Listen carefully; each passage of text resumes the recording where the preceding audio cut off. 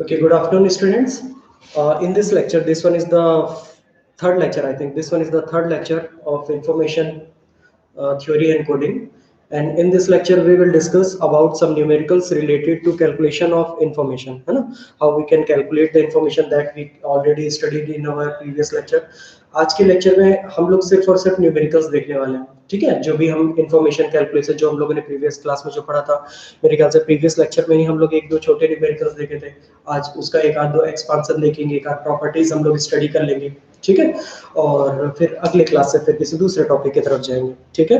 तो जो भी न्यूमेरिकल्स, जितने भी न्यूमेरिकल्स मैं आप लोगों को बताने जा रहा हूँ, जो भी न्यूमेरिकल्स मैं आप लोगों को करा रहा हूँ अभी, ये सब चित्तौड़े की बुक के हैं, ठीक है। जेएस चित्तौड़े की बुक है, ये वाले न्यूमेरिकल्स ही हम लोग डिस्कस करने जा रहे हैं आज, ठीक है।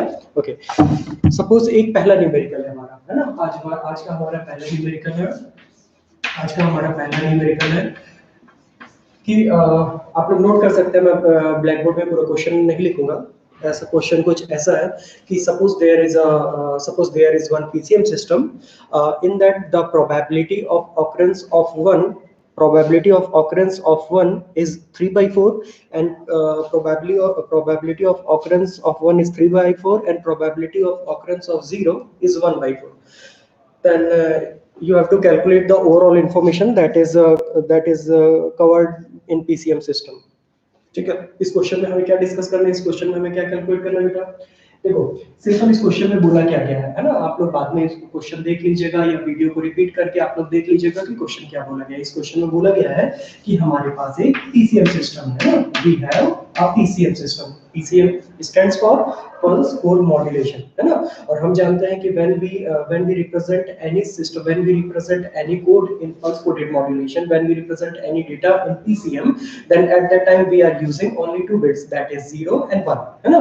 तो इस क्वेश्चन में बोला गया है कि we have a PCM system and in that two bits are used, one is 0 and another one is 1. Okay, we have a PCM system in that only two bits are used, one is 0 and another one is 1. Okay, तो अगर हमारे पास दो ही bit है, that means हमारे पास दो ही messages है। Clear बात है? We have only two messages here, and also given that the probability of occurrence of 0, the probability of occurrence of 0 is the probability of occurrence of 0 is 1/4. I think 1/4 is given. The probability of occurrence of 0 is 1/4 and the probability of occurrence of 1 is 3/4. And the probability of occurrence of 0 is 1/4 and probability of occurrence of 1 is 3/4. Then you have to calculate the information that is covered by 0 and information that is covered by 1. Clear. देखो आप लोग इस question में भी ये देख सकते हैं बेटा कि हमारे पास दो मैसेज है ना। ये एक सोर्स है, ये इसके दो मैसेज है, ये इसकी प्रोबेबिलिटी, ये दोनों मैसेज की प्रोबेबिलिटीज है ना। तो मैंने आप लोग को बताया था कि जब हम सोर्स की प्रोबेबिलिटी को आपस में ऐड करते हैं, जैसे 1/4 और 3/4 को ऐड करूंगा और मुझे ओवरऑल प्रोबेबिलिटी किसकी 1 मिली, तो हम ये हमारा डीआईएस कहलाता है, डिस्क्रीट इंफॉर्मेशन सोर्स कहलाता है ना। ये जो हमारा डीआईएस है, ये जो हमारा डिस्क्रीट इंफॉर्मेशन सोर्स है, इसके यहाँ पे प्रोबेबिलिटी गिवन है। तो हमें इस क्वेश्चन में बोला गया कि you have to calculate the information that is covered by 0 and information that is contained by 1। ठीक है, ये हमारा क्वेश्चन है आज की क्लास का। ठीक है, यहाँ तक आई थिंक क्वेश्चन आप लोगों को क्लियर हो गया होगा कि इस क्वेश्चन में हमें क्या पूछा गया है। ठीक है, तो चलिए इसका सॉल्यूशन कुछ कैसा होगा, लोगों को कैसे रिप्रेजेंट करना है इसे, है ना। इसका सॉल्यूशन हमारा कैसा होगा, सॉल्यूशन कैसा होगा। There are two messages, there are two messages, there are two messages, there are two messages, one is 0 and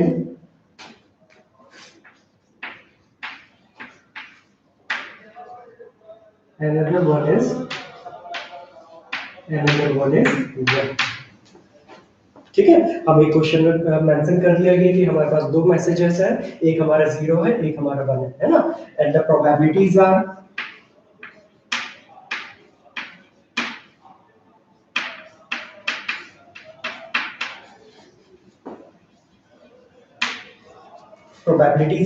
क्या प्रोबेबिलिटी गिवन है हमें। सबसे पहले हमें 0 की प्रोबेबिलिटी गिवन है, तो 0 की प्रोबेबिलिटी को मैं P0 मेंशन कर सकता हूं, है ना। P0 की प्रोबेबिलिटी हमें मेंशन की गई है, P0 इक्वल टू हमें मेंशन कर दिया गया है, P0 इज 1/4, है ना, and P1 is 3/4। Then you have to calculate the information of it, ठीक। और हम जानते हैं, we know that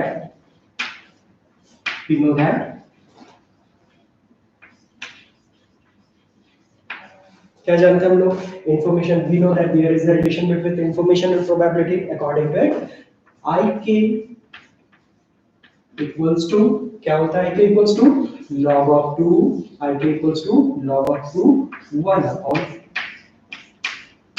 EK, यही होता है। तो सबसे पहले हम I0 निकालेंगे, जब हम I0 निकालेंगे तो उस समय प्रोबेबिलिटी P0 का यूज करेंगे, and when we need to calculate the I1 at that time we are considering the probability P1, ठीक है, सीधी सीधी बात है। तो ये हमें इंफॉर्मेशन का रिलेशन है, ये हमारे इंफॉर्मेशन का रिलेशन है, हमें सब ध्यान रखना। और when we are taking base as 2 at that time we will take its unit as bit, है ना, ऐसा है, क्लियर है यहाँ तक। चलो अब हम सबसे पहले, ये हमारे इंफॉर्मेशन का रिलेशन हो गया कि हमारे इंफॉर्मेशन और प्रोबेबिलिटी के बीच में क्या रिलेशन होता है। Now I0 equals to log of 2 1 upon P0, P0 की वैल्यू प्लॉट कर देते हैं, log of 2 1 upon 1/4, 1 upon 1/4 that is हमारा ये ऊपर की तरफ चले जाएगा, तो ये हमारा क्या हो जाएगा, log of 2, ये हमारा 4 हो जाएगा, क्लियर। अब ये log of 4 बेस 2, इसकी वैल्यू हम लोग कैसे निकाल सकते हैं, अगर हमारे पास बेस 10 ही है तो इसकी वैल्यू हम कैसे निकाल सकते हैं, इसकी वैल्यू को हम सिंपल एक तरीके से निकाल सकते हैं। सबसे पहले ये बेस को log of 10 4 कर दिए और फिर log of 10 हम इसको 2 लेंगे, ठीक है, ऐसे सिंपल इसकी वैल्यू को कैलकुलेट की जाती है। तो जब हम लोगों ने इसकी वैल्यू में जब वैल्यू पुट अप किया तो ये हमें यहाँ पे मिल गया, जब हमने वैल्यू पुट अप किया तो यहाँ से हमें मिल गया 2 बिट, हमें यहाँ से मिल गया 2 बिट, ठीक है। दैट मींस जो हमारी जीरो की इंफॉर्मेशन है, जीरो की इंफॉर्मेशन आ गई हमारी 2 बिट, क्लियर है यहाँ तक सभी को, ठीक है। अब हमें निकालना है, अब हमें किसकी इंफॉर्मेशन निकालना है, now we have to calculate the information, that is contained by I1। तो अब हमें निकालना है I1। now I1 equals to क्या हो जाएगा, और I1 equals to log of 2 1 upon P1, log of 2 1 upon P1 जब हम लोग पुट करेंगे तो क्या हो जाएगा, log of 2, अब P1 प्रोबेबिलिटी क्या गिवन है बेटा 3/4, तो 1 upon 3/4, है ना। तो जब 1 upon 3/4 करेंगे तो मैं इसको मैं 4/3 लिख सकता हूँ, है ना, 4/3 लिख सकते हैं। अब मैंने इसको बताया कि इसको कैलकुलेट कैसे किया जाता है, इसको कैलकुलेट करने का सिंपल तरीका है, अगर इसको कैलकुलेट करने आपको बेस 10 लेके कैलकुलेट करना है, then you can simple calculate it by using base equation, है ना। जब भी हमें बेस 2 को बेस 10 में कन्वर्ट करना है तो सबसे पहले जो भी हमारा क्वेश्चन है उसको बेस 10 में लेके सॉल्व कर दीजिए that divided by using log 2 base 10, है ना।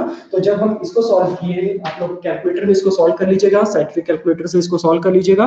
तो जब हम इसको सॉल्व किए तो सिंपल हमारी इसकी इंफॉर्मेशन आई 0.412 बिट। जब आप इसको सॉल्व करेंगे तो ये आपकी इंफॉर्मेशन आ जाएगी 0.412 बिट, ठीक है। तो हमारे पास कौन कौन से दो आंसर हुए, हमारे पास ये I1 का आंसर हुआ बेटा, और ये हुआ हमारे पास I0 का आंसर। दो आंसर हमारे पास हुए, एक I0 का आंसर हो गया, एक I1 का आंसर हो गया, क्लियर है यहाँ तक। तो ये चीज ध्यान रखिएगा, एक I0 का आंसर हो गया, एक I1 का आंसर हो गया, ठीक है, ये दोनों चीज ध्यान रखिएगा। ये हमारा पहला क्वेश्चन हो गया। तो जितने भी इंफॉर्मेशन से रिलेटेड जो भी क्वेश्चंस होते हैं, इंफॉर्मेशन से रिलेटेड जो भी क्वेश्चंस होते हैं उसमें हमें दोनों के बीच में इक्वेशन पता होने चाहिए कि what is the relation between probability and information. और जब हमें प्रोबेबिलिटी और इंफॉर्मेशन के बीच में रिलेशन पता चल जाएगा तो सिंपल हमें वैल्यूज पुट अप करनी है और न्यूमेरिकली उसको सॉल्व करना है, बस ऐसा ही। अच्छा, अब इसके बाद जो हमारे क्वेश्चन है, ये काफी इंपॉर्टेंट है। इसके बाद जो हमारा क्वेश्चन है ये काफी इंपॉर्टेंट है। क्या क्वेश्चन है हमारा, है ना, क्या क्वेश्चन है बेटा ये हमारा, एक जो हमारे इसके बाद एक क्वेश्चन दिया है ये काफी इंपॉर्टेंट है। क्या क्वेश्चन है ये, इस क्वेश्चन में हमें बोला गया है, मैं क्वेश्चन एक बार रीड कर रहा हूं, आप लोग नोट कर सकते हैं। एक क्वेश्चन में बोला गया है if there are n equally likely and independent messages, है ना. If there are m equally likely and independent messages, then prove that the amount of information carried by each message will be I equals to n bit. ठीक है, मैं फिर से repeat कर रहा हूं, आप लोग नोट कर सकते हैं. If there are m equally likely and independent messages, then prove that amount of information carried by each message will be n bit, where capital M equals to 2 raised to power n and n is an integer. ये हमारा question. चलिए question अगर मुझे solve करना है, आप लोग question सबसे पहले लिख लीजिए, उसके बाद हम लोग इसको सॉल्व करेंगे.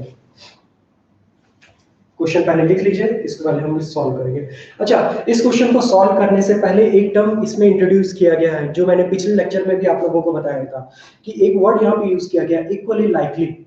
Equally likely. Now what is the mean of equally likely?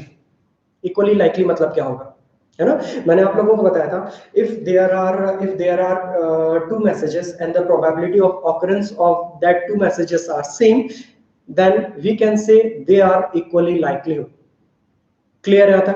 Equally likely मतलब जब दोनों के होने की प्रोबेबिलिटी सेम है तब हम उसको इक्वली लाइकली इवेंट कहते हैं. क्लियर है. अगर हमारे पास दो मैसेज है ना, if we have two messages और मैं कह रहा हूं कि they are equally likely, so एक के होने की प्रोबेबिलिटी कितनी होगी? क्योंकि दोनों के होने की प्रोबेबिलिटी बराबर है, तो एक के होने की प्रोबेबिलिटी 1/2 हो जाएगी, दूसरे के होने की प्रोबेबिलिटी भी 1/2 हो जाएगी, क्योंकि दोनों की प्रोबेबिलिटी बराबर है.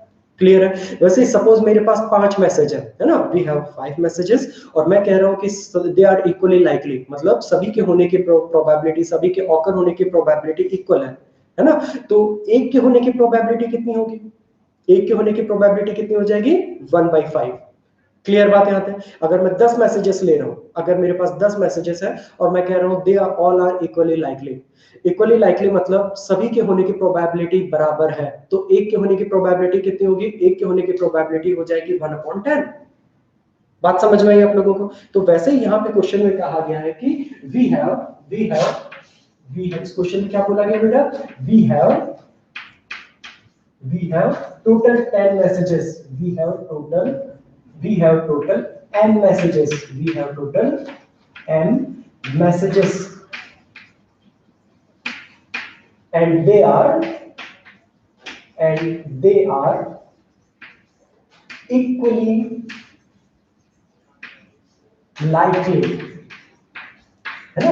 अगर मेरे पास m मैसेज है और सभी के होने की प्रोबेबिलिटी बराबर है, तो एक के होने की प्रोबेबिलिटी कितनी होगी? सीधी सी बात है, एक के होने की प्रोबेबिलिटी कितनी हो जाएगी? So that the probability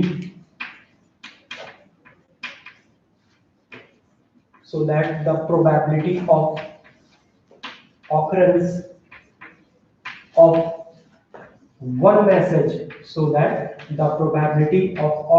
of one message, कितनी हो जाएगी?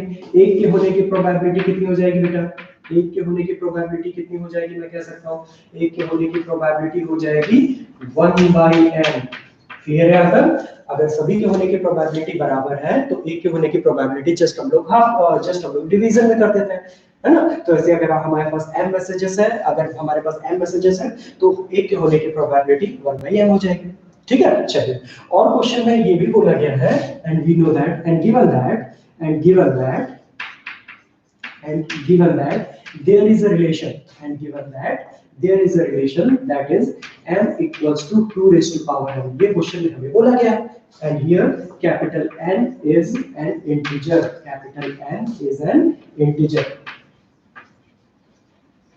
Here capital N is an integer बोला गया हमें क्वेश्चन में. क्लियर है.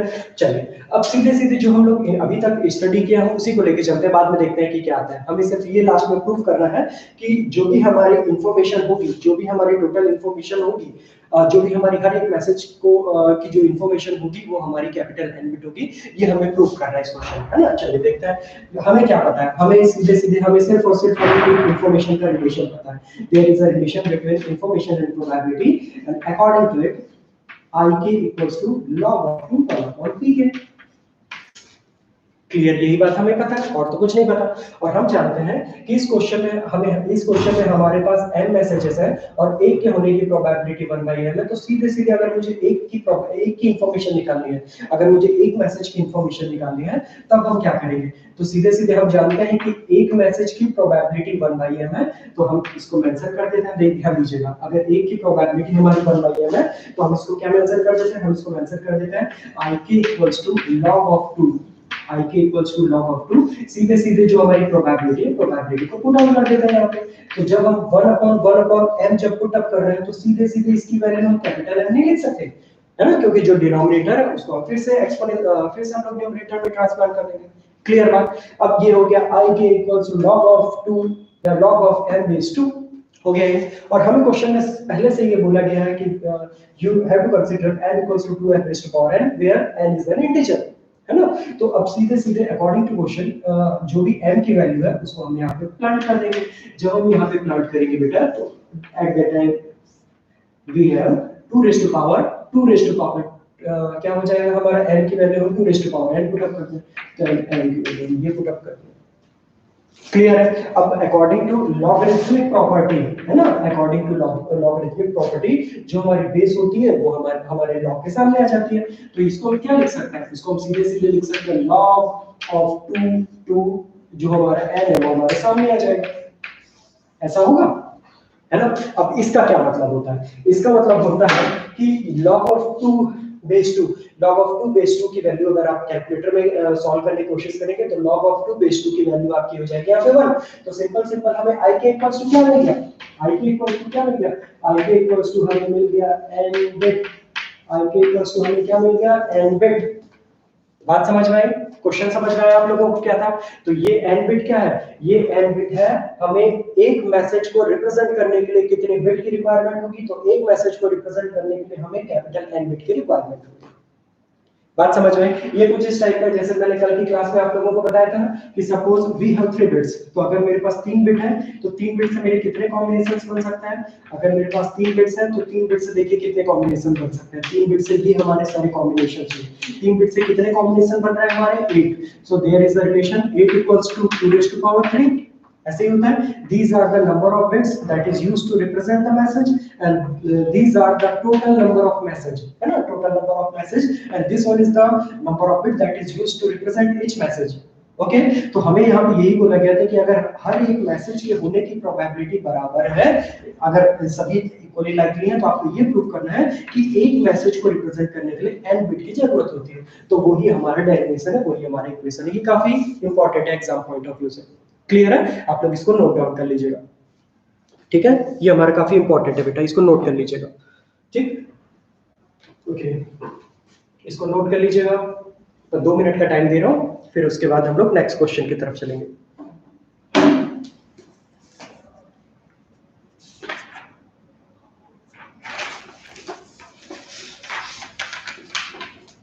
ये काफी इंपॉर्टेंट है बेटा, मोस्ट इंपॉर्टेंट है बोल सकता हूं मैं।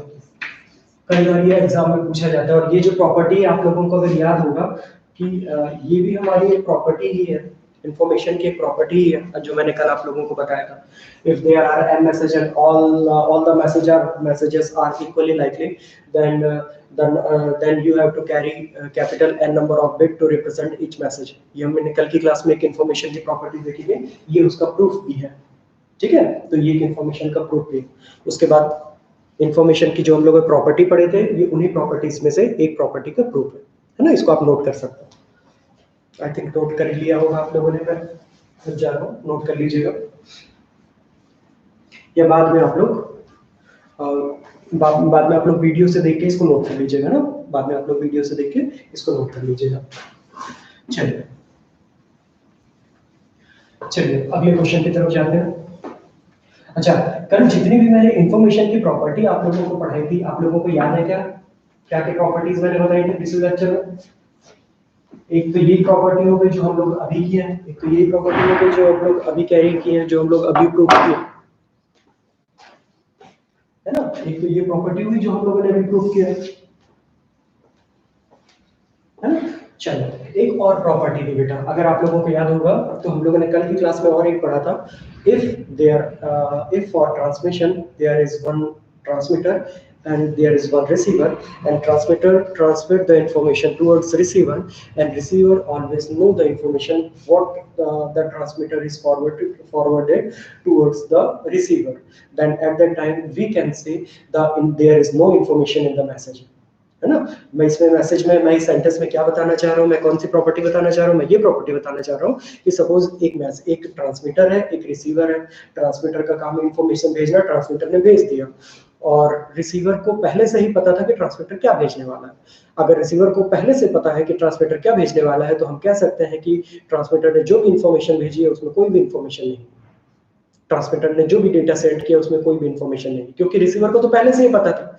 क्योंकि रिसीवर को पहले से ही पता था तो उस डेटा भेजने और ना भेजने का कोई मतलब ही नहीं था। तो हम कह सकते हैं कि there is no information in the message, है ना। इसी को हमें प्रूव करना है। तो अगर मुझे इस डेटा को प्रूव करना है ना, ये भी हमारी इंफॉर्मेशन की एक प्रॉपर्टी थी, ये भी हमारी इंफॉर्मेशन की एक प्रॉपर्टी थी। इस चीज को ध्यान रखिएगा, है ना। क्या प्रॉपर्टी थी? If receiver already know the message, what is if receiver already know the information that is transmitted, so there is no information, है ना। अब इसको हम कैसे प्रूव कर सकते हैं, देखते हैं, ठीक है। ये वाली प्रॉपर्टी को हम लोग प्रूव करते हैं। इफ द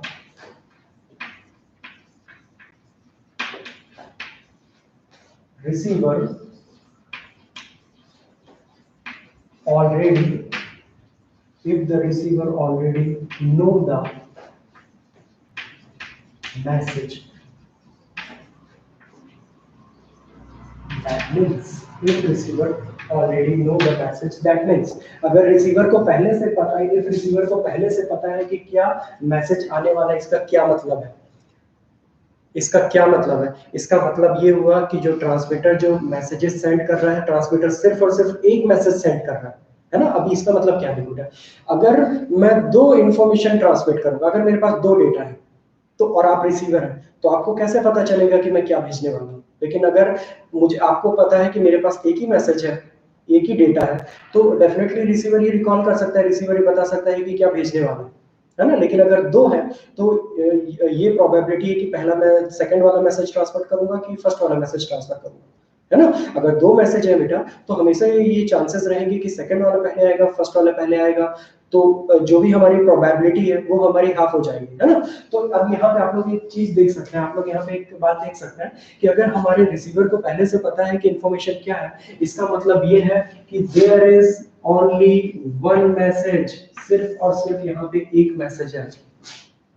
बात समझ में आई? और सिर्फ अगर एक मैसेज है तो उसकी प्रोबेबिलिटी P1 इक्वल टू क्या होगी? उसकी प्रोबेबिलिटी P1 1 होगी। क्यों 1 होगी? अगर दो मैसेज रहते बेटा और उन दोनों, अगर दो मैसेज रहते, सपोज ये मैसेज मैंने कर दिया है ना, अगर ये मैसेज मैंने कर दिया, एक मैसेज मैंने मान लिया M2 है और इसकी प्रोबेबिलिटी मैंने P2 लिख दिया, तो इस P2 की वैल्यू यहाँ पे, इस P2 की वैल्यू मुझे यहाँ पे कुछ पुट अप करनी पड़ेगी। सपोज मैंने यहाँ पे इस P2 की वैल्यू को 0.45 कहा, तो मैं इसको 1 नहीं कह सकता, मुझे इसको पुट अप करना पड़ेगा 0.55, क्योंकि मुझे पता है कि दोनों प्रोबेबिलिटीज को जब हम ऐड करते हैं तो हमें ओवरऑल प्रोबेबिलिटी 1 मिलना चाहिए, है ना। और क्योंकि ओवरऑल प्रोबेबिलिटी 1 मिलना चाहिए, इसलिए दोनों की प्रोबेबिलिटी को मैं डिवाइड करूंगा। अगर मान लो यहाँ पे 3 मैसेज रहते तो 3 मैसेज अगर मैं रहते तो 3 प्रोबेबिलिटीज रहते, अगर यहाँ पे 3 मैसेज रहते तो 3 प्रोबेबिलिटी रहती, तो तीनों का जो सम अप होता, तीनों को सम करने के बाद मुझे ओवरऑल प्रोबेबिलिटी 1 मिलती। बात समझ में? तो जो ओवरऑल सम है वो प्रोबेबिलिटी का 1 होना चाहिए, ओवरऑल प्रोबेबिलिटी का सम 1 होना चाहिए। और हमें अगर रिसीवर को हम कह रहे हैं कि रिसीवर को पहले से पता है कि क्या इंफॉर्मेशन ट्रांसफर हो रही है, तो इसका मतलब ये है कि सिर्फ एक ही मैसेज है, तभी रिसीवर को पता है कि क्या इंफॉर्मेशन ट्रांसमिट होने वाली है ना। तो श्योरली उसकी प्रोबेबिलिटी ऑफ ऑकरेंस 1 होगी, यूनिटी होगी। क्लियर बात? Now we know that there is a relation that is ik equals to log of 2 1 upon pk, ये हमारी प्रोबेबिलिटी हो गई, है ना। अब अगर मुझे i1 निकालना है, क्योंकि एक ही मैसेज है, तो मैं सीधे k की वैल्यू को 1 पुट अप कर देता हूं, तो i1 हो जाएगा। तो i1 इक्वल टू क्या हो जाएगा बेटा? i1 equal to log of 2 1 upon p1 हो जाएगा। और जो P1 की वैल्यू क्या है? P1 की वैल्यू प्रोबेबिलिटी की वैल्यू 1 है, तो मैं क्या करूंगा, यहाँ पे मैं log of 2 यहाँ पे 1 रखूंगा, तो ये 1 हो जाएगा। और log of 1 बेस 2 की वैल्यू होती है हमारी 0, log of 2 दिस वन की वैल्यू होती है 0 और मैं यहाँ पे इसकी यूनिट मेंशन करूंगा बिट। बात समझ में आई? इसका मतलब ये हुआ कि I1 को रिप्रेजेंट करने के लिए किसी भी बिट की जरूरत नहीं पड़ेगी। अगर I1 को इंफॉर्मेशन को रिप्रेजेंट करने के लिए किसी भी बिट की जरूरत ही नहीं पड़ रही है, that means there is no information. क्योंकि कभी भी इंफॉर्मेशन होगी तो उसको रिप्रेजेंट करने के लिए हमें बिट्स की जरूरत पड़ेगी ही पड़ेगी। अगर बिट ही नहीं है तो that means there is no information at all. Clear है? तो ये चीज आप लोगों को ध्यान रखना है। क्लियर है? ये भी हमारी प्रोबेबिलिटी की, ये भी हमारी इंफॉर्मेशन की प्रॉपर्टी थी जो हम लोगों ने यहाँ पे प्रूव किया है। क्लियर है? आप इस लेक्चर को ऐसा भी बोल सकते हैं कि इस लेक्चर में हम लोग जितने भी डेरिवेशन देखने वाले हैं ये सब हमारे जो भी इंफॉर्मेशन की प्रॉपर्टीज हैं उनके प्रूफ्स हैं, है ना? तो ये सब आप लोग ध्यान रखिएगा क्योंकि ये सब आप लोगों की जब आगे न्यूमेरिकल्स आप लोग सॉल्व करेंगे तो ये प्रॉपर्टी बार-बार यूज होगी, है ना? ये प्रॉपर्टीज हमारी बार-बार यूज होगी। अब आप लोगों को इंफॉर्मेशन की एक प्रॉपर्टी और याद आ रही होगी। इंफॉर्मेशन की मैंने एक प्रॉपर्टी क्या बताया था बेटा? इंफॉर्मेशन की मैंने एक प्रॉपर्टी बताया था कि suppose there is one message M1, तो इसकी इंफॉर्मेशन हो गई I1, इसकी प्रोबेबिलिटी हो गई P1। ऐसे बताया था मैंने। फिर if there is the second message M2, so its information will be I2 and its probability will be P2। Clear बात? तो अगर मैं टोटल इंफॉर्मेशन की बात करूं, दैट मींस अगर मैं I12 की बात करूं, टोटल इंफॉर्मेशन की बात करूं, I12 की बात करूं तो total information I12 equal to हो जाएगी I1 प्लस I2। ये हमारी टोटल इंफॉर्मेशन होती है। ये भी हमारी प्रॉपर्टी थी जो हम लोगों ने पिछले लेक्चर में जिसको मैंने थ्योरम बताया था आप लोगों को, this one is the property of information, है ना? तो हमें इस लेक्चर में हमें अभी इसी को प्रूव करना है। क्लियर है? ठीक है, चलिए ये वाला जो हमारा थ्योरम है हम इसकी तरफ जाते हैं, हम इसको प्रूव करते हैं कि क्या है ये। चलो जो भी है क्वेश्चन आप लोग इसका थ्योरम आप लोग सबसे पहले आप लोग इसका थ्योरम नोट कर लेंगे, है ना? इसको मैं क्वेश्चन नंबर 3 कह सकता हूँ या फिर आप थ्योरम नंबर 3 कह सकते हैं। आज के जो ऊपर के इससे पहले के दो थे वो सारे भी थे हमारे थ्योरम से। ठीक है, चलो अब देखते हैं। we know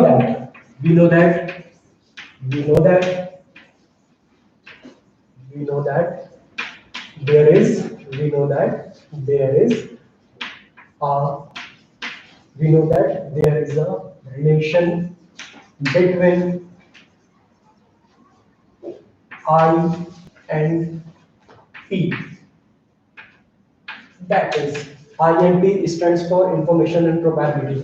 क्या हमें पता है? हमें पता है कि IK equals to, we know that IK equals to log of 2 1 upon PK। ये हमें पहले से पता है ना? तो अगर हमारे पास यहाँ पे दो मैसेजेस है तो हमें यहाँ पे दो इंफॉर्मेशन लेनी होगी। if we have two messages,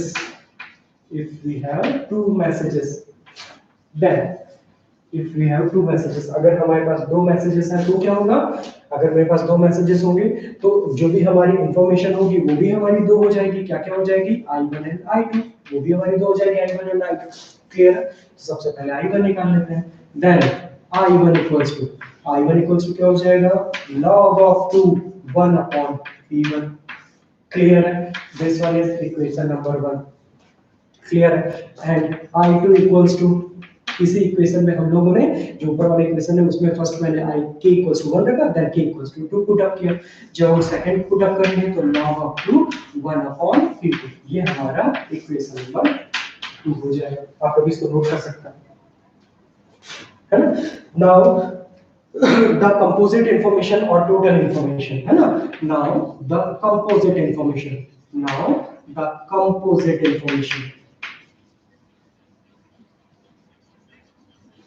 now what is composite information?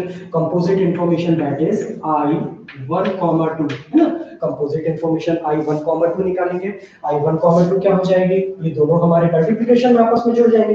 तो I1, 2 क्या हो जाएगी? ये हमारी हो जाएगी log of 2 1 upon P1 P2। ये हमारी कंपोजिट इंफॉर्मेशन हो जाएगी, है ना? बाय यूजिंग इक्वेशन 1 एंड 2, ये हमारी कंपोजिट इंफॉर्मेशन हो जाएगी दोनों की, है ना? अब ये यहाँ पे आप लोग देखेंगे कि जो भी हमारी प्रोबेबिलिटी आपस में मल्टीप्लिकेशन में जुड़ी हुई है है ना। तो अगर प्रोबेबिलिटी आपस में मल्टीप्लिकेशन में जुड़ी हुई है तो अकॉर्डिंग टू लॉगरिथमिक प्रॉपर्टी जो मल्टीप्लिकेशन है वो सीधे सीधे हमारे एडिशन में कन्वर्ट हो जाता है, अगर आप लोगों को याद होगा तो, है ना। तो हम लोग इसको और कैसे मेंशन कर सकते हैं, we can mention it as I12 equals to, we can mention it as I12 equal to log of 2 1 upon log of 2 1 upon P1 plus log of 2 1 upon P2। आप लोग इसको सीधे ऐसा मेंशन कर सकते हैं, क्योंकि जब मैं मल्टीप्लिकेशन में जब हम उसको अकॉर्डिंग टू लॉगरिथमिक प्रॉपर्टी जो हम प्रॉपर्टी अप्लाई करेंगे लॉगरिथमिक प्रॉपर्टी, तो हम इसको ऐसा मेंशन कर सकते हैं। ये जब हम लोग आप इसको सॉल्व करेंगे तो ये क्या है हमारा log of 2 1 upon p है। According to equation 1 and 2 we can directly write it as I1 plus I2, so that we can write the total information or the composite information I12 will be I1 plus I2, है ना। So this one will be the composite information, so this one will be the composite information, clear? So this one will be the composite information. So this one is all about the properties, this one is all about the properties that we already studied in our previous lecture, है ना। जो आज की class में जितने भी हमने numericals देखे हैं, आप इनको कह सकते हैं कि जितने भी हमने प्रूफ्स देखे हैं, ये सब हमारी इंफॉर्मेशन की प्रॉपर्टीज के प्रूफ है ना। आप लोग इसको नोट डाउन कर लीजिएगा, है ना। और ये प्रॉपर्टी इंडिविजुअल भी पूछी जा सकती है, या फिर ये प्रॉपर्टी ऐसे भी पूछ सकते हैं, या आ सकता है आप लोगों के क्वेश्चन कि write down the properties of information and prove any one of them, है ना। तो आप लोगों को ये सारी प्रॉपर्टीज, ये तीनों प्रॉपर्टीज आप लोगों को याद होनी चाहिए, ठीक है। ये सारी देख लीजिएगा, ओके। और तो इसके बाद वाला जो भी हमारा लेक्चर रहेगा, इसके बाद नेक्स्ट लेक्चर में हम लोग किसी और टॉपिक की तरफ जाएंगे मोस्ट प्रॉब्ली। अगर इससे रिलेटेड कुछ न्यूमेरिकल्स और होंगे तो हम लोग इंफॉर्मेशन से रिलेटेड कुछ और न्यूमेरिकल्स देख लेंगे, अदरवाइज फिर एंट्रोपी जो हमारा नेक्स्ट टॉपिक है, हम लोग एंट्रोपी की तरफ जाएंगे, ठीक है। कुछ भी डाउट्स होंगे तो आप लोग पर्सनल मैसेज करके हमसे पूछ सकते हैं, ठीक। Okay, thank you so much.